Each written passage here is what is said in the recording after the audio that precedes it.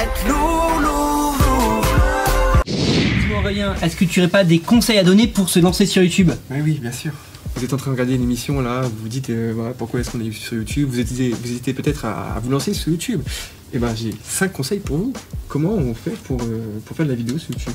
Alors déjà le premier conseil, le matériel ne fait pas tout. Alors pourquoi est-ce que le matériel ne fait pas tout? Des fois, voilà, on voit des vidéos, on se dit ah mais oui ils ont du matos de fou, voilà, ils ont un truc à 13 000 €, ils ont une belle caméra, machin, et on se dit bon bah finalement je vais attendre d'économiser, d'acheter une grosse caméra.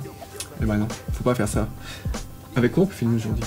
Avec votre smartphone. Aujourd'hui, les capteurs des smartphones ont de super qualité. Ouais. Et on peut commencer avec ça. Ma toute première vidéo, je l'ai fait avec mon smartphone. Voilà, donc vous n'avez pas d'excuses. Si vous voulez vous lancer sur YouTube, un smartphone, ça suffit. Voilà, tout simplement. Après, c'est les idées, c'est la façon dont on est devant la caméra qui font la différence. Une bonne idée, ça vaut mieux qu'une caméra à 13 000 €. Ah, carrément. Voilà. Mais du coup, le matériel ne fait pas tout, mais quand même un petit peu. Pourquoi? Le deuxième point, c'est le son est plus important que la vidéo. Ça, il faut le savoir. Tout à fait. Vous-même, là, vous êtes en train de regarder la vidéo aussi. Si vous ne nous entendez pas, bah, vous n'allez pas regarder la vidéo. Donc, forcément. Le deuxième conseil, c'est faites un son audible, s'il vous plaît. Un minimum d'investissement, ou même si vous n'avez pas encore l'argent pour un micro, effectivement, parlez suffisamment fort pour qu'on vous entende bien et articuler. Après, ça coûte pas très cher un micro. J'en vois à 8 € des micro-cravates et qui sont de bonne qualité.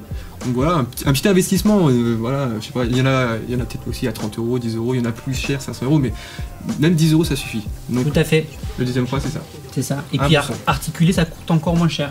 Oui, articuler. Voilà. Les chaussettes de l'archiduchesse sont-elles sèches? Archi-sèches. Wow, j'ai maîtrisé. C'est bon ça. Bravo. Ah, le dab d'Aurélien, on l'avait pas eu depuis le début. Un chasseur, sachant chasser, doit savoir chasser sans son chien. Dédicace à Virtuose. Je ne le dirai pas. Pas en faire trop, non. Oui, ok. Alors, le troisième point. Préparer ses vidéos.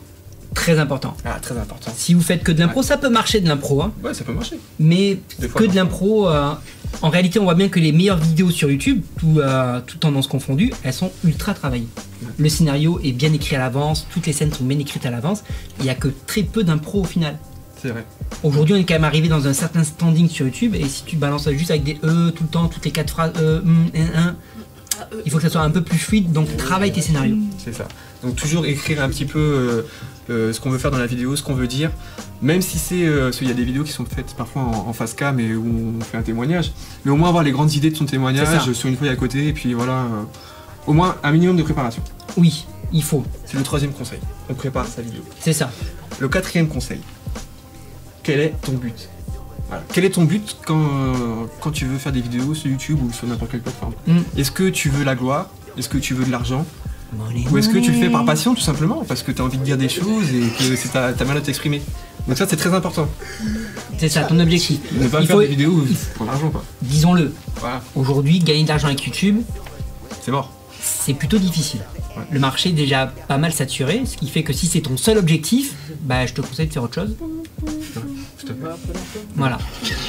Donc ça, c'était le quatrième point. Voilà. Ton objectif, il doit être, comment on peut dire, il doit être lumineux. Ah oui, il doit être lumineux. Tant qu'à faire, c'est mieux. Ah bah oui, hein, c'est clair. Nous on est là pour briller. Et ça tombe bien, parce que le cinquième conseil, c'est quoi? C'est brille. C'est ça le cinquième conseil. Brille, soit, quand je veux dire brille, c'est soit authentique en fait. C'est ça. Faire des vidéos sur internet, ça permet. En fait, on est soi-même. Enfin, on ment pas, on vous ment pas en fait. Nous sommes là, je vous parle, bah, je suis qui je suis. Tel que vous voyez dans ces vidéos, il est comme ça dans la vraie vie. C'est ça. Donc il faut être authentique et en faisant ça, voilà. C'est les 5 clés pour faire des bonnes vidéos sur YouTube. Vous en pensez quoi? Ah bah ouais. T'en penses quoi? C'est bon? Mais carrément. Et après, un point important qu'on aurait pu rajouter également, c'est la régularité. Si tu sors une vidéo par an, ça va être un peu compliqué quoi. Donc te fixe pas un objectif non plus trop élevé si t'as pas le temps d'en faire tous les jours, toutes les semaines, mais une par mois je pense c'est au moins le minimum quand tu te lances. Sinon après pour fidéliser l'audience, ça va être compliqué. Voilà, c'était les 5 conseils pour se lancer dans la vidéo. Tout simplement. Et nous allons passer à une nouvelle rubrique.